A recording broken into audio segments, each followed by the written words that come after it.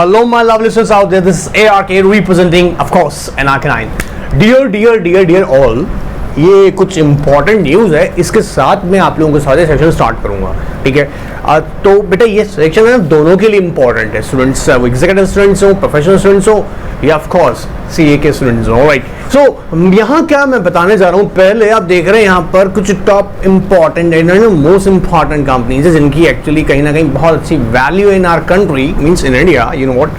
सो क्या कॉन्सेप्ट है, कहते हैं Indian Bulls Housing Finance allots over 30 lakh shares at ₹234.05, मतलब FCCB। हाँ जी, अगर आपने पहले सुन रखा वेल एंड गुड, नहीं सुना है तो कोई बात नहीं, तो आपके लिए एकदम क्रिस्टल क्लियर होगा टॉपिक। और अगर आप लोगों ने सुन रखा है तो हो सकता है यहाँ मैं आपकी नॉलेज को 100% अपग्रेड कर दूंगा, ऑलराइट। सो हम लोग आगे डिस्कस करेंगे। प्रोफेशनल स्टूडेंट्स ये मत मानिएगा बिल्कुल भी कि आप लोगों ने एग्जीक्यूटिव में पढ़ लिया था तो आपको जरूरत नहीं है, क्योंकि यहाँ मैं बता रहा हूँ जैसे कि NRK9 आपके साथ हमेशा कमिटमेंट करता है, कॉर्पोरेट अपडेट साथ में आपको ना लेक्चर प्रोवाइड किया जाएगा। नॉलेज नहीं है ना तो याद रखना, वो करोड़ वाला जो पैकेज आप अपने माइंड में रख रहे हो ना उसे भूल जाओ, ऑलराइट। सो स्टार्ट करते हैं सेशन को। देखिए एक मैंने जैसे आपके पास पहले भी डिस्कस किया हुआ है कि इंटरनेशनल मार्केट से हमारी इंडियन कंपनीज, याद रखिएगा आप जानते हैं जैसे कि फंड रेज कर सकती हैं फॉरेन इन्वेस्टर्स को टैप करके, ठीक है। सो अब यहां पर जैसे मैं एग्जांपल आपके सामने प्रेजेंट कर रहा हूं, ये ऑफ कोर्स दोनों 2020 के अंदर ही है। देखिएगा अगर मैं बताऊं, एक 17 मार्च का, एक जनवरी का है, मतलब अगर हम वोडाफोन एंड आइडिया की बात करें, इन्होंने जैन में ये ऑफ कोर्स एक प्रपोजल रखा था। एंड अगर मैं बोलूं इंडियन बुल हाउसिंग फाइनेंस की बात करूं तो ये प्रपोजल एक्चुअल एक्सरसाइज हो चुका है। मतलब सर कि FCCB का मीनिंग क्या है? Foreign currency convertible bonds. Foreign currency convertible bonds, नाम क्या कह रहा है? Foreign currency convertible into equity shares of the issuing company. अब क्वेश्चन राइज होता है कि जो बच्चा पहली बार सुन रहा है उसको कैसे क्लैरिटी दे। बेटा देखो, ध्यान से सुनना है ना। As I said before, you know what, this session is important for every student. मेरे लिए तो सभी बच्चों के लिए इंपॉर्टेंट है। अगर professional students if you find that कि अरे मैंने पढ़ रखा है, not to worry about it, आपको डेफिनेटली आपकी नॉलेज अपग्रेड होगी, ठीक है। आइए, foreign currency convertible bonds, foreign currency, बेटा बहुत ध्यान सुनना, इसकी डिनोमिनेशन ही खुद बोल रहा है, तुम ध्यान से देखना। इसकी डिनोमिनेशन मतलब फॉरेन करेंसी, ये किसी फॉरेन करेंसी में होगा, ठीक है। वो डॉलर्स में हो सकता है, किसी फ्रीली कन्वर्टेबल फॉरेन करेंसी में। एग्जांपल यहां ले रहा हूं, मान लीजिएगा फॉरेन करेंसी यहां पर डॉलर्स में है, ठीक है, तो उसकी डिनोमिनेशन कैसी होगी? फॉरेन करेंसी में। कन्वर्टेबल, फॉरेन करेंसी कन्वर्टेबल, जब हम वर्ड यूज कर रहे हैं, C stands for convertible, convert into equity shares, is it clear? Convert into equity shares. And bond of course क्या है कि बेटा डेट इंस्ट्रूमेंट, ठीक है। तो फॉरेन करेंसी कन्वर्टेबल बॉन्ड्स क्या है बेटा? एक डेट इंस्ट्रूमेंट से बेसिकली। और अगर ध्यान से देखा जाए तो उसका नेचर कैसा है? वो कन्वर्टेबल है into equity shares of issuing company. अब ये जो न्यूज़ है बेटा, ध्यान सुनना, आप अभी न्यूज़ देख रहे हैं, पहले न्यूज़ पढ़ते हैं, फिर कॉन्सेप्ट में जाएंगे, फिर रेगुलेशंस पढ़ेंगे, ऑलराइट। तो यहाँ देखिए, एक अगर ध्यान से देखें, on September 28, 2021 upon conversion of FCCB under ये ISIN, international security identification number, मेरे बच्चों को पता होगा, ठीक है। It had allotted bonds for an aggregate USD of 16 crore around, बेटा ज़्यादा नहीं है, ठीक है, एट द रेट ऑफ 4.50%। मतलब अगर इंडियन बुल्स हाउसिंग फाइनेंस की बात की जाए, कंपनी ने क्या किया बेटा? फंड रेज किया फ्रॉम द इंटरनेशनल मार्केट। कैसे किया बेटा? FCCB इशू करके किया है, जिसकी उन्होंने इंटरेस्ट रेट यहाँ पे देखी हुई है इस बॉन्ड इंस्ट्रूमेंट्स की 4.5%, ठीक है, 50, ठीक है, 4.50। Is it clear? अब ध्यान सुनना मेरी बात को बेटा। देखो जैसा हमने बोला ना अभी कि फंड रेज करना इंटरनेशनल मार्केट से फंड रेज करने के तरीके क्या कहते हैं? ADR है, GDR है, ठीक है, आपने पढ़ा होगा, नहीं पढ़ा तो पहला वाला वीडियो देख लीजिएगा। ADR, GDR, FCCB, foreign currency convertible bonds, इसके अलावा फॉरेन करेंसी एक्सचेंजेबल बॉन्ड्स, इसके अलावा क्या हो सकता है? ECB, लोन्स लेना, ठीक है। तो यहाँ हम क्या देख रहे हैं, जब हम बात कर रहे हैं FCCB की, तो बोल रहा है कि इंडियन बुल्स हाउसिंग फाइनेंस है उसने रेज किया फंड बाय इशूइंग FCCB। अब इसकी इंपॉर्टेंट एस्पेक्ट समझना, इसी न्यूज़ से तुम्हें बहुत सारी चीज़ सीखने को मिल जाएंगी। डेट इंस्ट्रूमेंट्स है, मतलब उसका इंटरेस्ट है, बट उसके अंदर एक फैसिलिटी क्या है? Conversion to equity shares of the issuing company. Is it clear? तो इसका नेचर अगर देखा जाए तो हाइब्रिड हुआ ना बेटा, हाइब्रिड हुआ बेटा, हाइब्रिड मतलब it's comes with two combination, equity का भी है और बॉन्ड्स भी है। अगर जब इसे कन्वर्जन बोलेंगे बेटा, तो ये जो आपके सामने जो न्यूज है बेटा, on September 28, 2021 upon conversion of FCB. अब देखो, जब भी कन्वर्जन की बात होगी तो कन्वर्जन कौन होगा, कब होगा इसका, on expiry of term of bond. Sir term of bond मतलब बेटा ये बॉन्ड जो है ना, इनका मिनिमम जो होगा, मिनिमम पीरियड जो होगा, मैच्योरिटी पीरियड 5 ईयर होगा। मतलब बेटा एफसीबी आप जो कंपनी इशू करेगा तो कम से कम मिनिमम जो उसका टेन्योर रखेगा, टेन्योर समझते हैं ना, ड्यूरेशन, टेन्योर जो रहेगा वो कितना रहेगा, 5 ईयर का रहेगा। क्लियर एकदम। ये सर आप बता रहे हैं बेटा, मैं नहीं बता रहा हूँ, ये रेगुलेशंस में लिखा हुआ है। और उसका रेगुलेशन कौन सा, हमने पहले भी पढ़ा हुआ है अच्छे से बोल के। क्या है, foreign currency convertible bonds and ordinary shares through depository receipts mechanism scheme 1993। बेटा ये रेगुलेशंस में ये जो यहाँ पर स्कीम प्रोवाइड की गई है, स्कीम के थ्रू यहाँ बताया गया कि इसकी मिनिमम मैच्योरिटी कितनी रखेंगे, 5 ईयर की। Is it clear. ये अभी हम छोटा छोटा बात समझ रहे हैं, फिर हम मॉड्यूल में जाके कलेक्ट कर लेंगे सारी चीज़ों को, ठीक है। तो पहले क्या कीजिएगा, छोटा छोटा बात को कलेक्ट कर लीजिएगा। अच्छा सर आपने बताया हमको कि ये इंडियन बुल्स हाउसिंग फाइनेंस ने काम किया। क्लियर। अच्छा अब बेटा जब ये पैसा आएगा तो कहता जी जब पैसा आएगा, बहुत सारी बातें बताऊंगा लेकिन ध्यान से सुनना। अब ये जो पैसा आएगा कंपनी के पास में, प्रोसीड आ जाएगी ना बेटा, प्रोसीड आएगा, एफसीबी इशू किया, उसके बाद फंड आया, तो कहता है जी इसका जो एंड यूज होगा ना, and use must confirm ECB policy. Sir ECB policy, external commercial boring. बेटा मैं इसको अभी और डिटेल में जाऊंगा, मतलब कहां पर किस तरीके से किस सेक्टर में कितना पैसा लिया जा सकता है in India in the form of FDI हुआ ना बेटा, फॉरेन डायरेक्ट इन्वेस्टमेंट, तो वो कहां बता रखे उसके लिए ईसीबी पॉलिसी के अकॉर्डिंग ही होगा। यह बात भी पकड़ में आ गया हमको। छोटा छोटा बात सीखेंगे पहले, फिर मॉड्यूल से जाएंगे। ये छोटी छोटी बातें आपको समझ में आनी चाहिए, क्लियर हो रहा है। अच्छा जब हम बोल रहे हैं कन्वर्टेबल है तो इसने यहाँ पे क्या दिया हमको, देखो पॉइंट मिल रहा है अपने आप, इंटरेस्ट मिलेगा। इंटरेस्ट का यहाँ पर नेम हम उसको बोलते हैं कूपन, ठीक है, coupon clear, coupon plus principal, coupon plus principal. Coupon and principal कब मिलेगा, एट मैच्योरिटी। मैच्योरिटी पे क्या होगी, रिडम्पशन, उसमें क्या बोलते हैं बेटा, रिडम्पशन। क्लियर एकदम। तो अगर ध्यान से देखा जाए तो भी तो बड़ी इंटरेस्टिंग बात है। इसकी डिनोमिनेशन कैसे हो रही है, अभी बताया था हमने, इन फॉरेन करेंसी। डॉलर को डॉलर मत मान लेना, अगर मैं यहाँ पे स्पेसिफिकली बोल रहा हूँ freely convertible currency, Indian rupee में नहीं होगा। अब इंपॉर्टेंट बात सुनना मेरी बात को बेटा, बहुत ध्यान सुनना। एक क्या बात इंपॉर्टेंट है, अगर इसका रिडम्पशन हुआ तो बेटा ऑफकोर्स इन डॉलर हो जाएगा, ठीक है।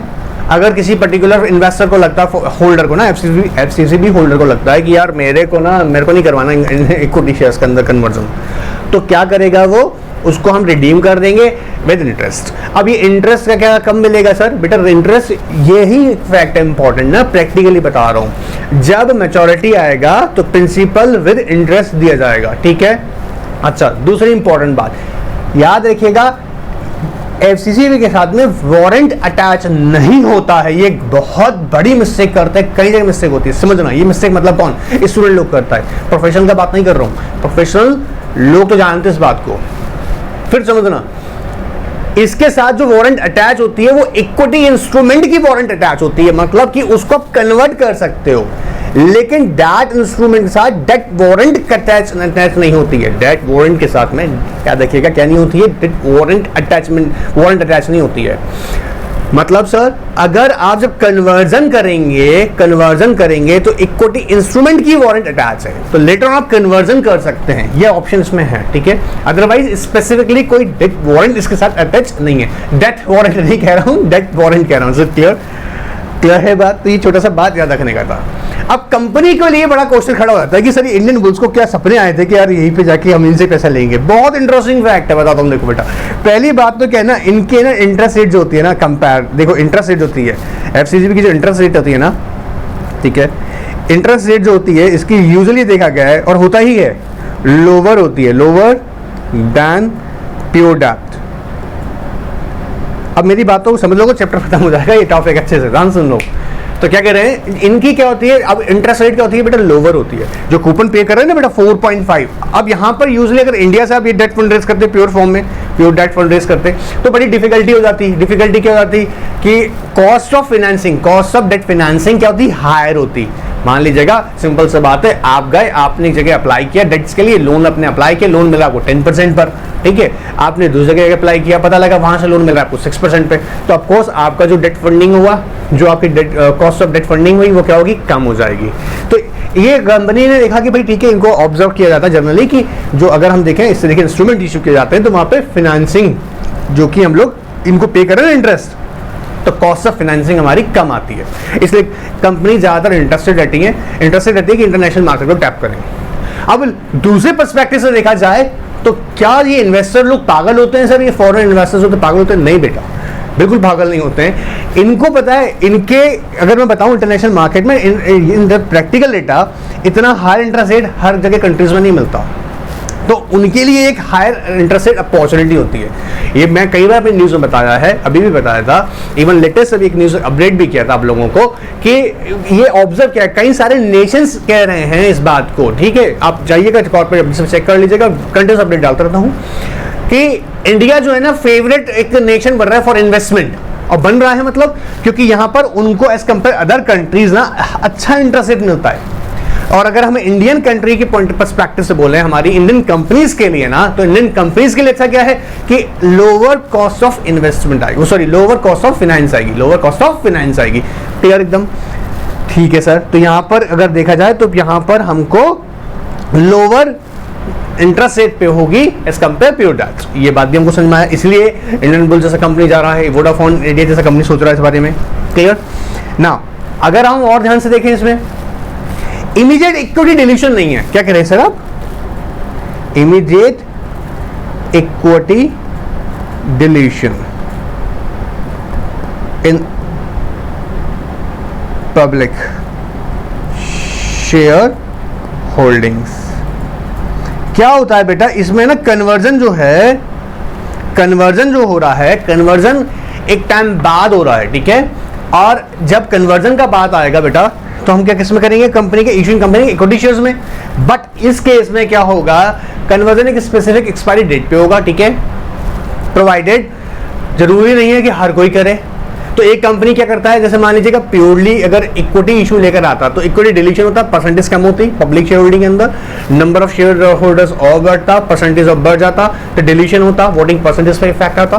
बट यहाँ पर इमीडिएट नहीं है क्योंकि पहले ये बॉन्ड की फॉर्म में जा रहा है और फिर लेटर ऑन ये कन्वर्ट होगा। कन्वर्ट होगा, it is mandatory, answer is no. ये ऑप्शन है, याद रखिएगा, ये ऑप्शन है in the hands of foreign investors. Clear एकदम। तो फॉरेन इन्वेस्टर्स को लगता है कि स्टॉक में अच्छी अप्रिसिएशन है, प्राइसेस बहुत अच्छा जा रहा है, तो वो कन्वर्जन एक्सरसाइज करेगा at the expiry of the terms of the bond. Is it clear? ठीक है सर, ये भी हमको क्लियर हो गया।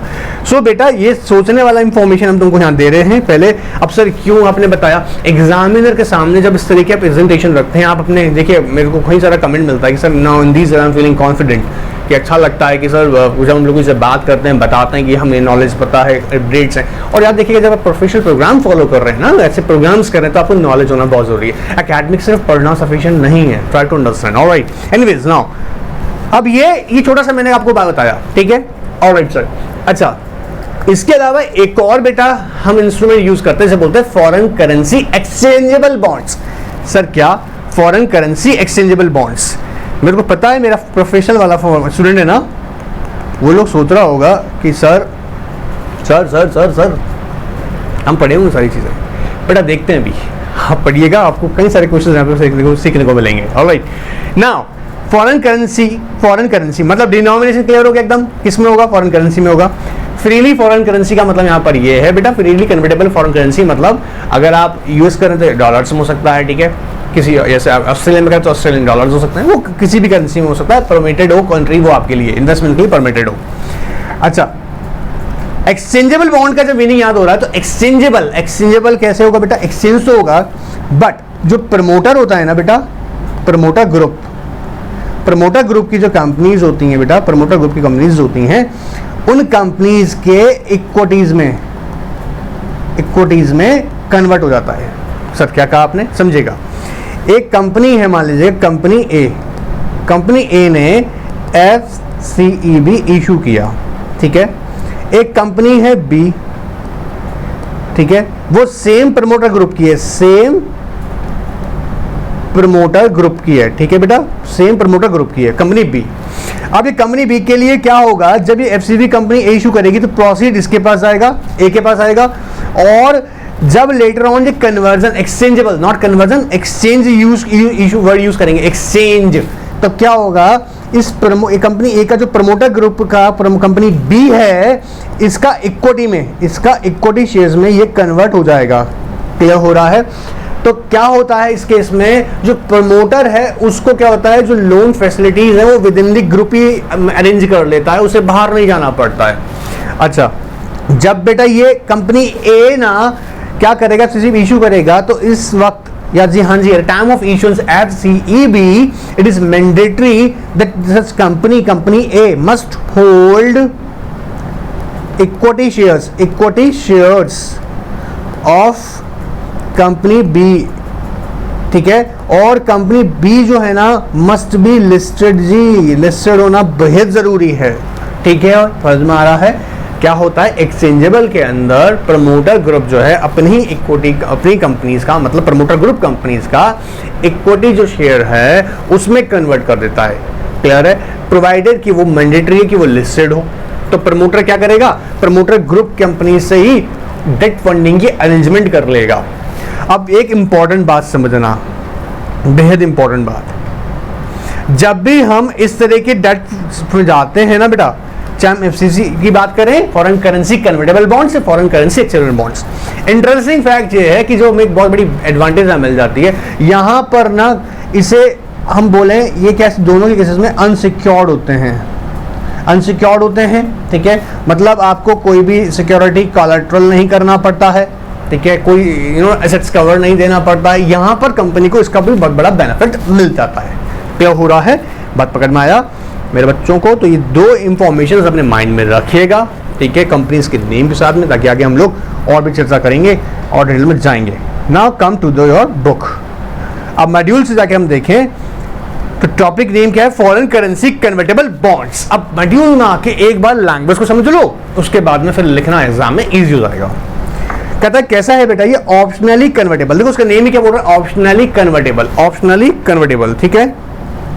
Convertible bonds issued in a currency other than Indian rupees, मतलब foreign, freely foreign convertible foreign currency, ठीक है, freely convertible foreign currency. It's a mix between a debt and equity instruments and act like a bond, making the regular coupon, coupon मतलब मेरे बच्चे interest, ठीक है, and principal payments. But these bonds gave the bond holders the option to convert the bond into shares at expiry term of the bond. और कितना कम से कम maturity होगा, 5 year का, कम से कम 5 साल के लिए आएगा। उसके बाद ही किसमें हो सकता है, ये ऑप्शन देगा किसको, बॉन्ड होल्डर को, कि भैया तू कन्वर्ट कर सकता है कंपनी का इक्विटी शेयर्स में। FCCB are unsecured, carry a fix rate of interest, जैसा अभी हमने देखा था वॉर्ड 1 वाला केस में, और हमने देखा कि Indian bulls, Indian housing finance bulls के अंदर देखा, इंडियन बुल्स हाउसिंग फाइनेंस, ठीक है, उस कंपनी केस में देखा था कितना था, 4.50, ठीक है। So it carry what, fix interest rate and conversion into fix number of equity shares of the issuer company. Conversion हम चेक किए भी ना, interest and redemption price if not convert, अगर एक्सरसाइज नहीं किया देन क्या होगा, पेबल इनटू डॉलर्स। सिंपल बात है, इशू भी क्या, जिसकी डिनोमिनेशन कैसे थी, फॉरेन करेंसी में। अगर रिडीम करेंगे, रिडीम कर रहे हैं मतलब किसी ने एक्सरसाइज नहीं किया कन्वर्जन, ठीक है, in that case.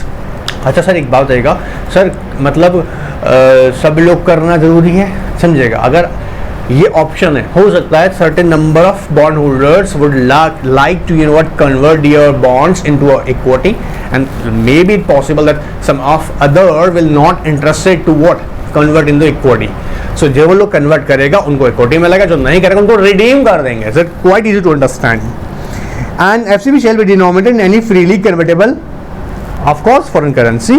However, keep in mind FCCB proceeds need to be confirmed EC and of course external commercial borrowing and use requirements. Not to worry about it. इसी के ऊपर एक अगला सेशन आने वाला है, ठीक है। तो इस ECB is one of the important topic for CS executive and CS professional students. So don't miss it out. All right. ये जब आएगा तो उसे बिल्कुल मिस मत करना। Anyways, apart from the ECB, issue of FCB is required and you know what, अब फेमा के आपको रेगुलेशंस देखने पड़ेंगे सर। फेमा क्यों? Because of the FDI, you are receiving the FDI, alright. And इसका खुद का जो रेगुलेशन है बेटा, स्कीम है issue of foreign currency converted bonds ordinary shares through deposit mechanism 993, अभी हमने डिस्कस किया था, ठीक है। डिफरेंसेस मेरे बच्चों, डिपॉजिट रिसीट्स खूब पढ़ा दिए, डिपॉजिट रिसीट्स और कहता है एफसीसीबी के अंदर डिफरेंस क्या है। अब सिंपल सी बात है, पहले ही बताए थे आपको। अब आपको पता है ना, डिपॉजिट रिसीट्स हम इशू कर रहे हैं, एडीआर जीडी इशू कर रहे हैं, तो वो क्या कर रहे हैं? Against equity shares of the company, वहां ये बात हो रहा है। यहां पर ये एफसीसीबी आपने देखा ना अभी, ये अगेंस्ट इक्विटी शेयर नहीं है, but later on it will convert into equity shares, alright. तो जब हम एफसीसीबी की बात करते हैं तो प्योरली क्या है? डेट इंस्ट्रूमेंट्स के फॉर्म में वर्क कर रहा होता है, ठीक है, मतलब हाइब्रिड है। Later on it will converted, but कैसा है? Debt instrument. डिपॉजिट रिसीट्स जो है, it will not be treated as that instrument. इसको रीड जरूर कर रहे हैं एक बार, ठीक है, इससे बड़ा डिफरेंस नहीं है। Anyways, now 25% of FCCB proceeds can be used है, याद रखिएगा, it is not mandatory. Company चाहे तो कॉर्पोरेट रिस्ट्रक्चरिंग के लिए इसको यूज कर सकती है। अब कॉर्पोरेट रिस्ट्रक्चरिंग जनरली हम दो तरह की पढ़ते हैं, याद रखिएगा, ऑर्गेनिक एंड इनऑर्गेनिक। ये पूरा कॉन्सेप्ट समझाऊंगा। कई बार कैपिटल रिस्ट्रक्चरिंग के लिए कंपनी यूज करती है, कंपनी अपनी यू नो व्हाट एक्सपांशन के लिए यूज करती है, कंपनी कई बार डिसइन्वेस्टमेंट्स के लिए यूज करती है। So I will later on explain, you know what, module second के से डिस्कस करने वाले हैं, पूरी बुक को वहां डिस्कस करूंगा, ठीक है। तो my point is that 25% company कर सकते हैं, it is not mandatory, but इसकी प्रोसीड्स को यूटिलाइज कर सकते हैं फॉर जनरल कॉर्पोरेट स्ट्रक्चरिंग। ना द मेजर ड्रॉबैक, अब ये तो पढ़ लो, इतनी खासी सारी पढ़ रहे हैं हम लोग। कहता है issuing company cannot plan its capital structure as it is not ensured the conversion of FCCB. That's the point ना। अभी कैसे हम डिसाइड करें कि कितना परसेंटेज हमारा कन्वर्ट होगा, ये आप डिसाइड नहीं कर सकता है, ठीक है, ये बड़ा प्रॉब्लम आता है। और more the projection for cash flow outflow eight the time of maturity can not be made. अब ये भी नहीं पता कि कितना लोग रिडीम करेगा, तो ये भी आपको अनश्योर नहीं है, तो कैश फ्लो कितना, आउटफ्लो कितना होगा, ये भी आपको नहीं पता होता है। Next come to the points regarding the benefits की कंपनी को क्या बहुत बेनिफिट्स होंगे। अभी इतनी सारी बातें करी, देखो ना, सारे पॉइंट्स सब याद हो जाएंगे। Coupon rate on FCB is particularly lower than the pure debt, अभी याद किए थे। सो कॉस्ट ऑफ फाइनेंसिंग क्या हो जाएगी? कम हो जाएगी। बोलो ना, सिंपल सी बात है कि जो यहाँ पर कूपन रेट है, मतलब इंटरेस्ट है वो कम होगा, तो कॉस्ट ऑफ फाइनेंस कम आएगा, क्लियर एकदम। फिर कहता है save immediate, of course immediate dilution ही होगा, immediate equity dilution as in case of the public shares. तो यहाँ पर ऐसा होगा नहीं। सेव रिस्क याद रखिएगा, लिखे मत लिखिएगा, इमीडिएटली लिख दीजिएगा, ठीक है, ऐसा लिखिए पूरा, सेव रिस्क ऑफ, यहाँ से अगर सेव रिस्क हटा दो और इमीडिएट इक्विटी डिल्यूशन, गड़बड़ हो जाएगा। And raise with a month, of course. अब यहाँ पे फॉर्मेलिटीज बेहद नहीं है, ठीक है। ये कहता है विद इन अ मंथ ये रेज कर सकते हैं, एंड इसको देखा जाए तो प्योर डेट इंस्ट्रूमेंट्स को takes a longer period, alright. And coupon is low and usually payable at the time of redeeming. अब ये एक बहुत इंटरेस्टिंग फैक्टर, देखो ना, समझो, कंपनी को अभी है ना, डेट कंपनी ने लिया है, अब अगर उसको यू नो रेगुलरली अगर पेमेंट करना पड़ रहा है कूपन, तो बर्डन तो बनता चला जाएगा। तो कहता जी नहीं, आपको रिडेम्पशन टाइम पर ना लोअर कूपन रेट को पे करना है। मतलब suppose after 5 years you have to make the payments of you know principal with coupon. जब पे कर रहे हैं तो आपके लिए वो टाइम पीरियड होगा, आपको इमीडिएटली पेमेंट्स नहीं करनी है कूपन्स की, alright. And cost of withdrawing tax is also lower of course compare to other ECB instruments. यहाँ पर अगर देखा जाए, बिकॉज लोअर, क्योंकि इनकम जनरेट होगा, जो भी आएगा रिसीव होगा तो कैसे होगा? लोअर होगा। इंटरेस्ट इनकम कैसी होगी बेटा? कम है, तो टैक्स जो है वो रेट भी यहाँ पे कम अप्लाई हो रही है। अगर ईश्वर के इन्वेस्टर के पॉइंट ऑफ व्यू से देखें, इन्वेस्टर को बेनिफिट मिलेगा। वो कहता है जी बहुत बेनिफिट्स हैं आपके पास में, हाइब्रिड इंस्ट्रूमेंट है, इक्विटी भी है, डेट भी है। तो इक्विटी एप्रिसिएशन की तरफ जाएगा और डेट आपको रिस्क से प्रोटेक्ट करेगा। मतलब सर, अब कल को इक्विटी कंपनी का ऊपर जा रहा है, शेयर स्टॉक प्राइस बढ़ रहा है, तो मजे की बात है, एप्रिसिएशन मिल रहा है। और कल को अगर कंपनी का ना शेयर नीचे भी जा रहा है तो कोई बात नहीं, डेट हमारा इन्वेस्टमेंट को सेव करके बैठा है, मतलब हमारी डाउनवर्ड इन्वेस्टमेंट्स भी हो रही है, किसकी कंपनी का पैसा गिर भी रहा है तो भी हमको फिक्स्ड कूपन रेट वाला पैसा तो मिलेगा। देखो, upside investment equity, alright, enjoy and that portion and protects the downside. अगर प्राइस शेयर का गिर भी जाता है तब भी उसको इतना पता है कि मेरे को प्रोटेक्ट है, मेरा इंटरेस्ट है तो मुझे इतना मिलना है। A short return because of the फुस, ऑफ कोर्स यार, फिक्स है कूपन रेट, तो पक्का पता है कि इतना पैसा आना है। अभी हमने केस में देखा ना 4.50% कितना कौन दे रहा था? इंडियन बोर्ड हाउसिंग फाइनेंस का भी दे रहा था। ये शॉर्ट हो गया कि पक्का आएगा, मिलेगा। Plus take advantage of price appreciation stock by means of warrant attach to the bonds. ये बॉन्ड में अटैच किसका? इक्विटी इंस्ट्रूमेंट का है, याद रखिएगा। बॉन्ड वारंट अटैच नहीं है यहाँ पर, गड़बड़ मत कर देना। ठीक है। अब ये मजे का बात क्या है, कल को लगता है कि जी एप्रिसिएशन बढ़ रहा है, तो आपको आपके लिए कैसा ऑप्शन क्या होगा, ठीक है यार इक्विटी का शेयर का प्राइस बहुत हाई है आज का, मतलब एक्सपायरी के बाद से, इन दैट केस आप क्या कर सकते हैं, आप उसी वारंट को एक्सरसाइज कर सकते हैं। And yield to maturity, guaranteed at maturity, of course guaranteed at maturity का मतलब सिंपल है ना, 4.50 जो देना है वो तो आपको देंगे, वो मिलेगा ही मिलेगा, ठीक है। एंड लोअर टैक्स लायबिलिटीज, ये भी हमने डिस्कस किया था, क्लियर है। तो पॉइंट्स को बेटा ऐसे पकड़ लो, yield to maturity is guaranteed, lower tax liability है ना, and advantage of price appreciation in stock, ठीक है, and fixed coupon rate and upside investment equity and downside portion, protect the downside of the you know what and equity and debt instruments. ये points ऐसे ही जरा highlight करके देखिएगा, ठीक है बेटा। तो आपको ना देखो बेटा ज़्यादा अच्छे से याद रहेंगे, इसीलिए कहता हूँ मॉड्यूल से पढ़ना चाहिए, ठीक है। ये छोटा छोटा नोट वाला में अपना लाइफ खराब मत कीजिएगा, ये छोटा छोटा नोट्स अगर आप अपना प्रोफेशनल लाइफ में यूज़ करना स्टार्ट कर देंगे तो बैंड बच जाएगा। थोरो स्टडी करना ज़रूरी होता है, उसके बाद अपने आप ग्रैबिंग अच्छी होगी। एनीवेज, तो यहाँ ध्यान से देखिएगा हमने क्या क्या ऑब्जर्व किया कि सर यहाँ पर इक्विटी और डेट्स के दोनों के बेनिफिट्स मिल जाएंगे इन्वेस्टर को। और सर अगर ध्यान से देखा जाए, रट्टा मत मारना, लॉजिकली सोच के देखना, ठीक है। और कहीं ना कहीं सर इसमें हमें जरूरी नहीं है पॉइंट टू पॉइंट जाओ, ये भी कहते हैं कि रट्टा मारने के बजाय पॉइंट टू पॉइंट मत जाओ, समझो सोच के देखो, आपके पास खुद के पास इंस्ट्रूमेंट है। शॉर्ट सर रिटर्न होगा सर, पक्का मिलेगा इतना तो, हाँ जी मिलेगा सर। स्टॉक एप्रिसिएशन अगर होता है तो उसका भी बेनिफिट आप एंजॉय कर सकते हैं, हाँ जी। स्टॉक एप्रिसिएशन पैसा बढ़ा तो ले सकते हैं। गारंटीड या सर रिटर्न होगा सर, हाँ जी, क्योंकि यील्ड टू मैच्योरिटी वो गारंटीड है, alright. And sir lower tax आएगा सर, क्योंकि टैक्स लायबिलिटी बहुत हायर नहीं होगा, क्लियर हो रहा है, बात पकड़ में आ रहा है। पॉइंट्स को ऐसे समझें, फैमिली हो जाए और फिर आपको याद रहेगा, क्लियर। चलिए, एंड अब अगर हम इसके कुछ रेगुलेशंस और स्कीम्स की तरफ देख लें जो कि आरबीआई की तरफ से, याद देखिएगा कि ये गाइडलाइंस देती है कि भैया आपको आरबीआई की गाइडलाइंस भी साथ के साथ फॉलो करनी पड़ेगी। तो इसका हम एक स्पेसिफिक देखिए जैसे हमने बात किया था कि मिनिस्टर ऑफ फाइनेंस जो है यहाँ पे स्पेसिफिकली कह रहा है जी हाँ जी, इस स्कीम को फॉलो करके आप कंपनीज एफसीसीबी पे जा सकती हैं। अब क्या खास बातें इसमें ध्यान रखनी पड़ेगी, देखो कह रहे थे अभी maturity not less than 5 years, कम से कम 5 साल के लिए टेन्योर होगा, ठीक है। Then call and put option if any shall not be exercisable prior to 5 years. Call and put option में बच्चे समझते हैं ना, बाय एंड सेल, आप इसको बाय एंड सेल का ऑप्शन एक्सरसाइज नहीं कर सकते, आप प्रोवाइड नहीं कर सकते हो। हाँ, after the expiry of 5 years आप ये कर सकते हैं। अब क्वेश्चन राइज होता है कि सर 5 साल के बाद में, प्यार मेरे बहुत ध्यान सुनो मेरे बच्चे, 5 साल के बाद का मतलब मिनिमम मैच्योरिटी आपने 5 ईयर रखा हुआ है, ठीक है, कम से कम 5 साल के लिए। 5 साल के बाद आप इस इंस्ट्रूमेंट को कॉल एंड पुट ऑप्शन में एक्सरसाइज कर सकते हैं, प्रोवाइडेड बट उसका मिनिमम जो टर्म है जो कि बताया गया है वो कितना 5 ईयर वो कंप्लीट हो जाना चाहिए। सो सर कितना मिनिमम मैच्योरिटी 5 ईयर है। Call and put option can be exercise only after the expiry of 5 years, means prior to 5 years can not be exercise call and put option. Issue FCB only without of any warrant attach. याद रखना, फिर बोल रहा हूँ, यहाँ पर date warrant attach नहीं किया जाता है, ठीक है। पता नहीं क्या बोलूँ मैं, छोड़ो, किसी की बुराई भी नहीं करनी।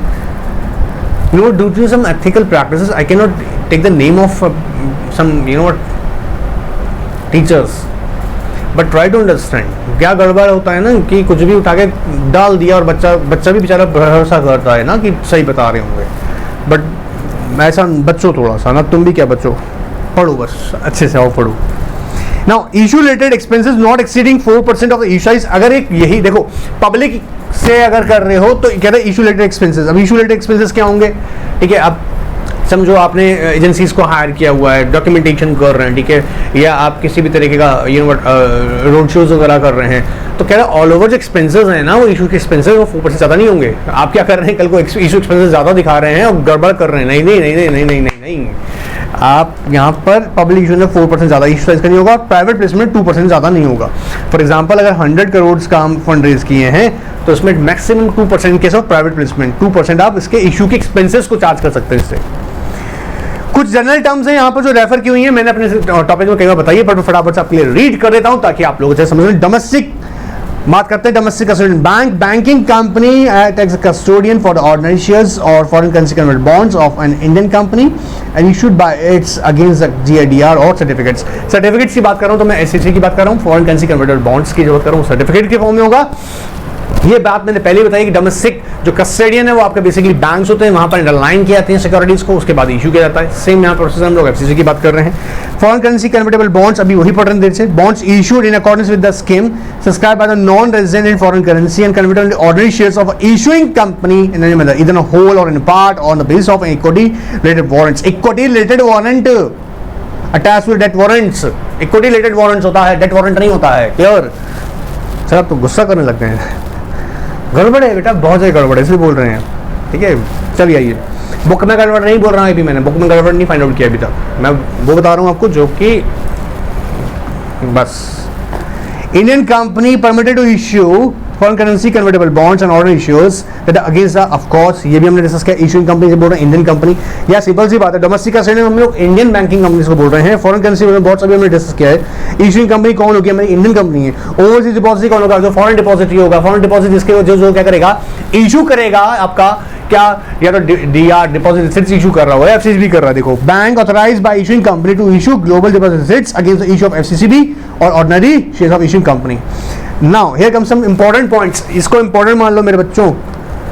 रिडम्पशन ऑफ एफसीसीबी, रिडम्पशन ये इंपॉर्टेंट है, इसको बहुत ध्यान समझना। आइएगा, रिडीम करने की बात हम कर रहे हैं तो रिडीम करने की दो सिचुएशन खड़ी हो सकती हैं। एक तो एग्जिस्टिंग जो हमारी आउटस्टैंडिंग एफसीसीबी है, एग्जिस्टिंग आउटस्टैंडिंग का मतलब सर इनका टाइम आ गया, इनको रिडीम करना है। क्या? एफसीसीबी का टाइम आ गया है, मैच्योरिटी पूरा हो गया है, इनको रिडीम करना है, इनका पैसा वापस दो, इनको प्रणाम करो, भेजो। ठीक है, मतलब जब इनको आप वापस करेंगे पैसा तो क्या करने वाले हैं आप लोग यहाँ पर, अब डिनोमिनेशन डॉलर के डिनोमिनेशन में इनका पैसा इनको वापस करेंगे विद कूपन। पर प्रॉब्लम ये आ गया सर, प्रॉब्लम ये आ गया कि सर हमारे पास रिडम्पशन का पैसा नहीं है। तो कहता अच्छा बेशरम, तो लिए क्यों थे? अब ले लिए हो तो वापस करना पड़ेगा, तो वापस कैसे करोगे? ठीक है, तो आप क्या कर सकते हैं? रीफाइनेंसिंग कर सकते हैं, और उसके लिए आपको प्रोविजंस कुछ फॉलो करने पड़ेंगे। Let's come keeping view the need to provide a window to facilitate refinancing of FCCB by Indian companies facing the difficulty in meeting the redemption of obligation designated AD category first bank have been permitted to allow Indian companies to refinance outstanding FCCBs under the automatic route subject to compliance with the terms and conditions set out under।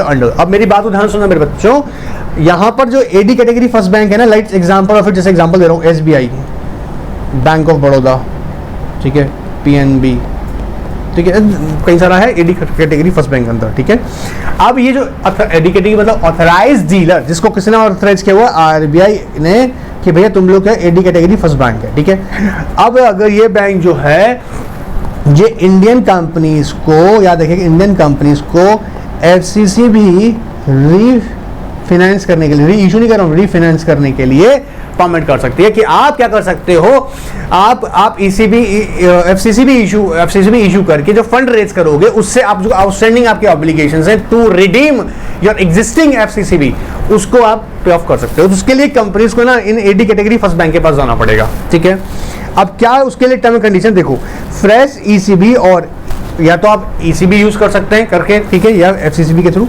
Shell raise within with the stipulated average maturity period and applicable all in cost being as per the extent ECB guidelines। all in cost अभी मैंने बताया था, जैसे example एफसीसीबी के लिए 4% है और private placement करते हो तो कितना आता है? 2%। यहाँ कह रहा है मैच्योरिटी, आप देखिएगा मैच्योरिटी पीरियड जो आपने मिनिमम रखी है, सेम प्रोविजन आपको यहाँ पे भी फॉलो करना पड़ेगा। ठीक है, मतलब 5 ईयर का रखे कम से कम, तो वही रखना पड़ेगा। Amount of fresh ECB or FCCB shall not exceed the outstanding redemption value at the maturity of the outstanding FCCB। अब ये इंटरेस्टिंग है, बोला सर अच्छा मौका मिला हुआ है, आउटस्टैंडिंग कितना? बोला अपना 100 करोड़ है आउटस्टैंडिंग, अपन को जो देना है। बोले काम करते हैं 200 करोड़ ले लेते हैं, 100 करोड़ को तो हम लोग क्या कर देंगे, रिडीम कर देंगे, 100 करोड़ का अपन अपने पर्पस के लिए यूज कर लेंगे। चुपचाप, ऐसा अलाउड नहीं है। ठीक है, क्यों? क्योंकि आपको क्या करना है, जो आपका एग्जिस्टिंग एफसीसीबी है उतना ही एक्सटेंट तक आप ले सकते हैं। अरे कर क्या रहे हैं, एक्चुअली जो लोन लिए थे ना, इन लोन एग्जांपल वर्ड यूज कर रहा हूं, जो पैसा लिए थे ना इन द फॉर्म ऑफ एफसीसीबी, उसी को बेटा आउटस्टैंडिंग को पे ऑफ करने तक की लायबिलिटी जो आपकी बन रही है उतना ही आप रेज कर सकते हैं। क्लियर है? Alright, and fresh ECB shall not raise 6 months prior to the maturity or date of outstanding FCCB। अभी देखो यहाँ पे मजे की बात, अभी मैच्योरिटी में ना पता है कि 6 महीना से पहले ही, मतलब मान लीजिएगा दिस ईयर, ठीक है, जनवरी मंथ में हम लोग खड़े हैं मान लीजिएगा, ठीक है, और पता लगा कि हमको सितंबर का मंथ में क्या करना है, रिडीम करना एग्जिस्टिंग हमारा ECB आउटस्टैंडिंग जो हमारा है उसको रिडीम कर देंगे। कंपनी ने क्या बोला, सर यार हमारे पास तो पॉसिबिलिटी लग नहीं रही है, काम करो फटाफट से ना सी में जाके AD कैटेगरी फर्स्ट बैंक को जाके रिक्वेस्ट कर दो कि भाई हमको ना रिडीम करने के लिए क्या करना है, रीफाइनेंस करनी है, तो उसके लिए हमको FCCB इशू करना है, तो हमको परमिट कर दो। बोला भाग यहाँ से, क्यों, अभी 6 महीना पहले ही तुम आ गए यहाँ पे। बोला नहीं, ध्यान से क्या करना पड़ेगा, shall not be raised 6 months prior to the maturity date of the outstanding FCCB। नहीं जी, 6 महीना पहले से कैसे आ गए, ठीक है। एंड इसका एग्जिस्टिंग आउटस्टैंडिंग FCCB का मैच्योरिटी मैं अभी 6 महीना पहले से आगे नहीं है, क्लियर गया, 6 महीना का बाद में। मतलब सर जैसे जनवरी बोले थे ना और सितंबर का बात कर रहे हैं, तो नहीं, ऐसा नहीं चलेगा। बात पकड़ मारा है। हम अगर ध्यान से देखें तो एटलीस्ट क्या होना चाहिए सिचुएशन कि अप्रैल में आओ, ठीक है, या फिर मई में आओ, तो यहां से 6 महीने का कम गैप रह गया, तब वो आप अलाउड है, आप तब परमिट कर सकते हैं आपको। Clear. Now purpose of FCCB आपको मेंशन करना पड़ेगा, किस लिए आप ले रहे हैं। Clearly mention the redemption of outstanding FCCB in form 83 eight the time of obtaining the loan registration number from the RBI। जी हाँ, लोन रजिस्ट्रेशन नंबर लेते वक्त आपको RBI से मेंशन करना पड़ेगा, नॉट बोल्ड लेटर्स कि आप किस लिए ले रहे हैं, रिडम्पशन पर्पस के लिए ले रहे हैं। पर्पस मेंशन करना मैंडेटरी होता है, देखिएगा। डेजिग्नेटेड कैटेगरी के bank should monitor the end use funds, of course अब पैसा आया और रिडम्पशन पे गया है या कहीं और जा रहा है उसको चेक करेगा। एंड अगर देखो इंटरेस्टिंग फैक्ट है, beyond 500 millions for the purpose of redemption of the existing FCCB will be considered under the approval route. अगर 500 करोड़ से, सॉरी याद रखिएगा 500 मिलियंस है, 500 मिलियन से अगर बियॉन्ड अगर आपको करना पड़ रहा है तो ऑटोमेटिक रूट का नहीं रहा है मैटर, ये कहाँ चला गया बेटा, आपका अप्रूवल रूट के अंदर। और याद रखिएगा इंटरेस्टिंग फैक्टर, और ये वाला बहुत इंपॉर्टेंट है, FCCB available for the purpose of refinancing existing outstanding will be reckon समझते हैं ना, calculate, what's up wrong, calculate as a part of the limit of USD 750। ये कितना है, लिमिट लगा रखे हैं 750 millions available under the automatic route. इसका लिमिट के अंदर ही होना चाहिए, इसका बियॉन्ड नहीं जाएगा। क्लियर एकदम। एग्जिस्टिंग अगर है प्लस आप अगर रीफाइनेंसिंग के लिए यूज कर रहे हैं तो वो विद इन द लिमिट होगा 750 millions. Is it clear, automatic route के अंदर, यहां तक क्लियर है। रूट सेक्शन ऑफ FCCB की बात करें, change in existing conversion price is not permissible, that is very very important. कहता है क्या, restructuring of FCCB involving change in existing price is not permissible. याद रखिएगा यहाँ पे जब बोल रहे हैं रिस्ट्रक्चरिंग वर्ड यूज कर रहे हैं, मतलब आपने क्या करा, उसका कन्वर्जन प्राइसेस वगैरह को चेंजेस कर रहे हैं क्या, बोला नहीं नहीं नहीं। Proposal for restructuring of FCCB not involving change in price, ये कह रहा है इसको छोड़ के be considered under the approval route depending on the merits of the proposal. मतलब इंडियन कंपनी ने लगा यार चलो चलो चलो चलो उसका ना कुछ रिस्ट्रक्चरिंग करते हैं, कुछ चेंजेस करते हैं, कूपन रेट के अंदर चेंजेस कर रहे हैं, ये बात कर रहा है ना, प्राइसेस वाइजेस करना चेंज करने का बात नहीं करेंगे, ठीक है। तो ये अप्रूवल रूट का फॉर्म बनेगा, प्रोवाइडेड देखिएगा कन्वर्जन प्राइस के अंदर चेंजेस की बात नहीं होगी, ठीक है। क्लियर है यहाँ पे, मेरे बच्चों को ये बात पकड़ में आया। सो ये बेटा हमने भी पोर्शन जो था यहाँ से हमने कुछ और भी इसके इंपॉर्टेंट एस्पेक्ट्स कवर करी हैं मेरे प्यारे बच्चों। फिर बता दूँ रिडम्पशन ऑफ FCCB की जो क्वेश्चन यहाँ से एग्जाम में आपसे पूछ सकता है, 100% पूछ सकता है, सो बी अवेयर, राइट। कोई डाउट होगा तो हमसे डिस्कस कीजिएगा। Now come to the point topic, foreign currency exchangeable bonds. अब एक्सचेंजेबल होने वाला है, मतलब प्रमोटर ग्रुप का जो कंपनी है उस कंपनी का इक्विटी में जाके एक्सचेंज हो जाएगा। कैसे, देखो कुछ इंपॉर्टेंट चीजें समझते हैं प्रमोट FCCB के बारे में। कहता है जी देखो नाम सुनना, फॉरेन करेंसी मतलब डिनोमिनेशन कैसा होगा, फॉरेन करेंसी में। एक्सचेंजेबल बॉन्ड्स हैं, बॉन्ड्स, ऑलराइट। देखो a bond express in the foreign currency, पहला कहता है बॉन्ड कैसे है, फॉरेन करेंसी के, ठीक है। ये नाम से पता लग रहा है यार, रटा नहीं मार रहे हैं इसको। Principal and interest respect of which payable in foreign currency, of course वो भी हमने उसमें भी किया था FCCB के अंदर भी, अगर रिडीम होता है तो, ठीक है। Issued by issuing company being an Indian company, ये सेम एस्पेक्ट हमने FCCB में देखा। सब्सक्राइब टू और by person resident outside India, point देखे जाना FCCB के साथ ही मिल रहा है, ठीक है। बट यहां ध्यान सुनना, exchangeable into equity shares of another company being offered company in any manner. अब पकड़ में आया बात, दूसरा कंपनी का, दूसरा कोई तीसरा चौथा कंपनी होगा नहीं, दूसरे का मतलब प्रमोटर ग्रुप का ही, प्रमोटर सेम प्रमोटर ग्रुप का ही कंपनी अब ये कैसे हो सकता है? wholly partially on the basis of any equity related warrant attached to the instruments and may be denominated. यही सारी एस्पेक्ट्स हमने डिस्कस किए। तो मगर ध्यान से तो this one point which cover under the green color, you know what is absolutely different from the SCCB, alright, उससे अलग है ये। यहाँ पर क्योंकि हमने वर्ड यूज कर दिया एक्सचेंजेबल, वहां पर कन्वर्टेबल था, यहाँ एक्सचेंजेबल है। ध्यान से देखो ना, दसवीं टॉपिक पढ़ा रहे हैं कि एक के साथ एक फ्री मिल रहा है, इजीली याद हो जाएगा।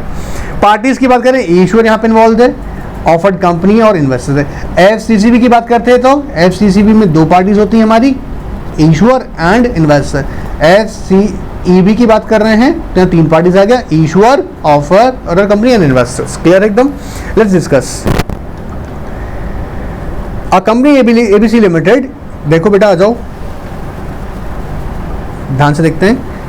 issue FCEB, then FCEB will be convertible into shares of a company XYZ Limited that are held by company ABC Limited। याद रखना, मैंने पहले बता चुका हूं आप लोगों को, वो उसके पास होने चाहिए। इशूइंग कंपनी के पास में ऑफर कंपनी का शेयर होना चाहिए at the time of issue FCEB।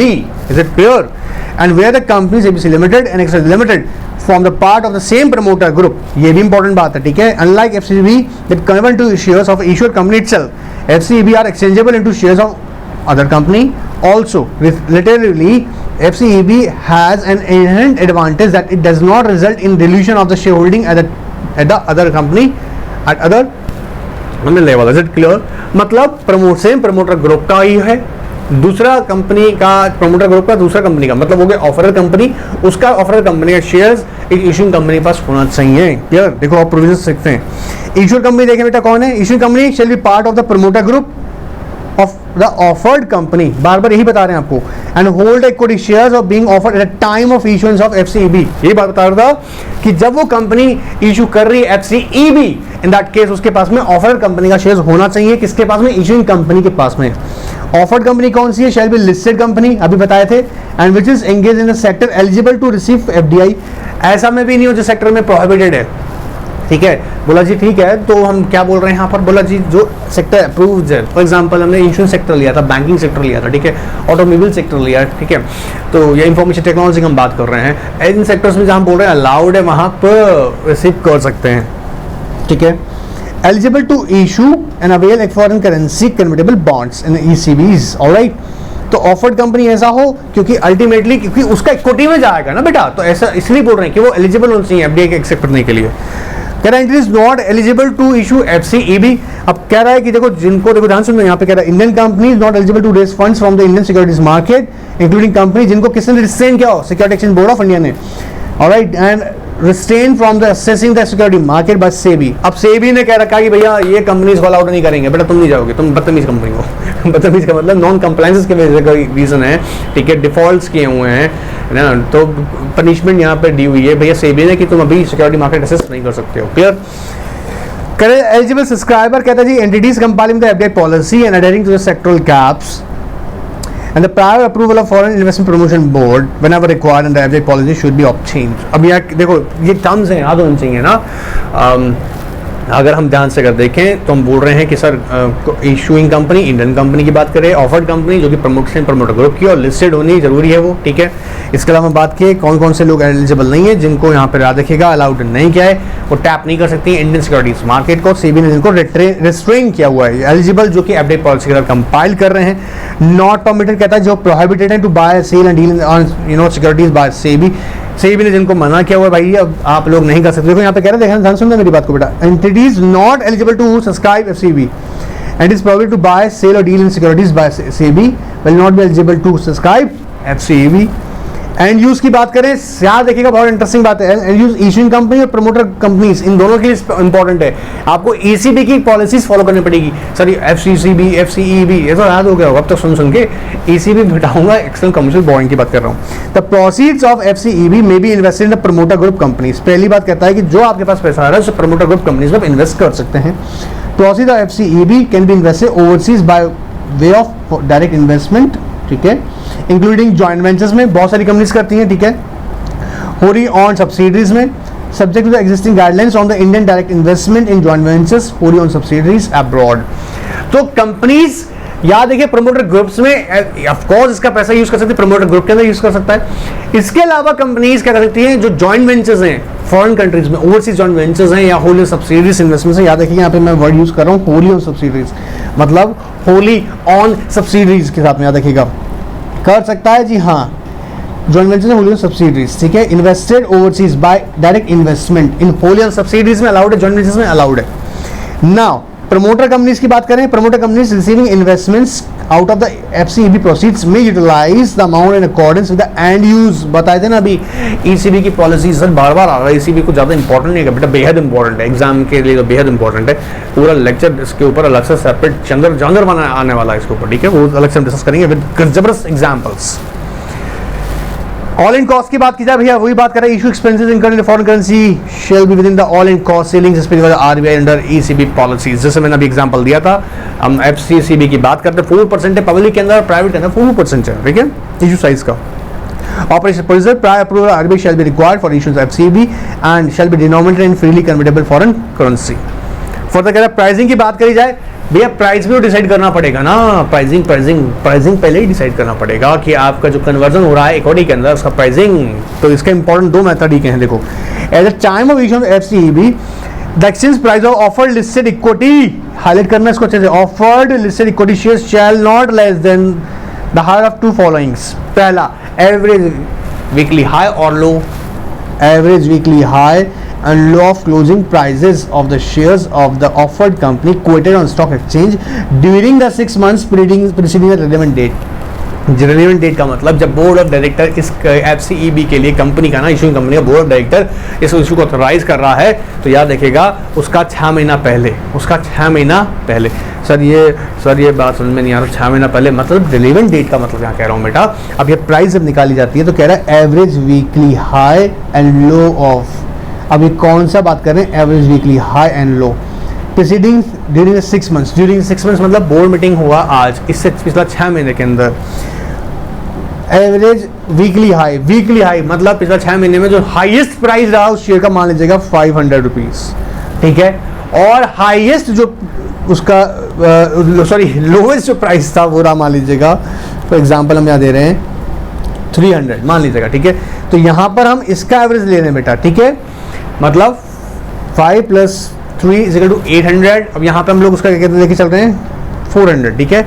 यहाँ पर पहला वर्ड बोल दूं, ठीक है, वेटेड एवरेज नहीं लेने को बोला है, यहाँ पर बोला हुआ है एवरेज, मैथमेटिक्स पढ़ा होगा, वेटेड एवरेज नहीं बोल रहा हूँ, यहाँ पे कितना बोला जा रहा है, average weekly high and low of the closing prices. Closing prices मेरे बच्चे जानते होंगे, जब मार्केट क्लोज होता है, मार्केट क्लोज कब होता है आपको पता होगा, तो डेली जब मार्केट क्लोज हो रहा है तो उसके उस टाइम पे देख जाते हैं कि मिनिमम हाईएस्ट प्राइस का रहा आज का और एक हाईएस्ट का रहा कब, लेकिन कब का, ड्यूरिंग 6 मंथ मतलब preceding 6 months of the relevant dates.